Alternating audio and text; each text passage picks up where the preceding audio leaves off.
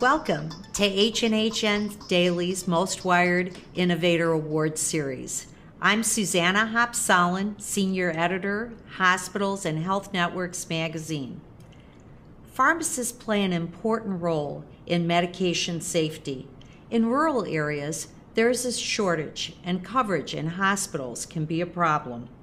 Avera Health received a Most Wired Innovator Award for their epharmacy service that provides around-the-clock remote access pharmacy support. Today, I'm joined by Deanna Larson, Vice President at Avera, to discuss the epharmacy. Welcome, Deanna. Well, thank you so much for having me here today to talk about our epharmacy. Can you tell me a little bit about how the ePharmacy Hub came about and how it works? I would love to do that. It all started with really recognition of what you just described, and that is that shortage of pharmacists that is across the United States, as a matter of fact, in urban as well as rural. But the more rural you get, the more shortage there is. The reality is, in many of our very small rural communities, there is usually a retail pharmacist that runs a local drugstore and maybe only able to get down to the hospital for a couple of hours a day. Now, there is a federal requirement for patient safety that requires that a pharmacist oversees every physician order prior to the first dose being administered to the patient. Well, I think it's easy to understand that that really wasn't an option for our rural communities where pharmacists just were not available. So we started to have the vision of how do we really take that specialist out to our rural communities, and really understanding that if you could find pharmacists, to put a pharmacist in a small rural community 24 hours a day would be very costly, and there really is not that much work because of the volume.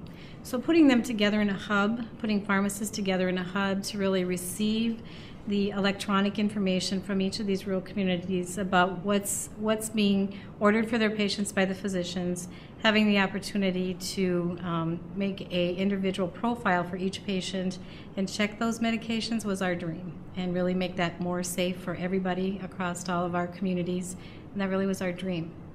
What kind of results have you seen from this hub, particularly in terms of medication safety?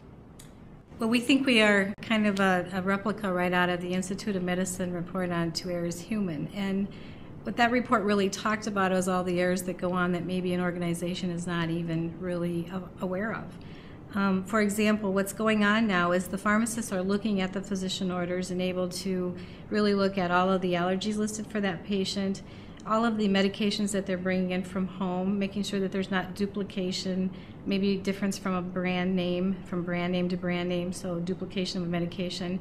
Or sometimes there's contraindications between medications that shouldn't be given together, weight-based. All of those things that now we have pharmacists looking at and making sure that it's the right dose, the right medication for that patient.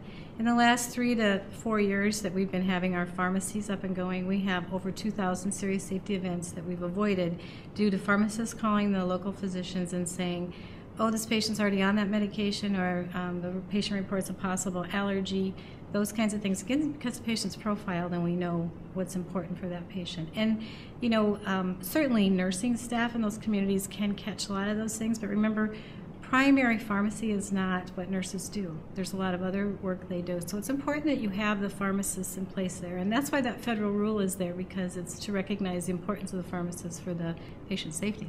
How many hospitals are you in right now, and what are your plans for expansion? Well, right now we're in 25 hospitals. We have 35 contracted.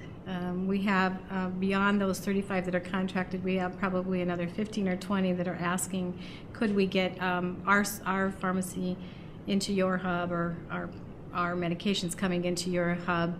So it's very popular. Again, I think administrators and providers are able to see the safety.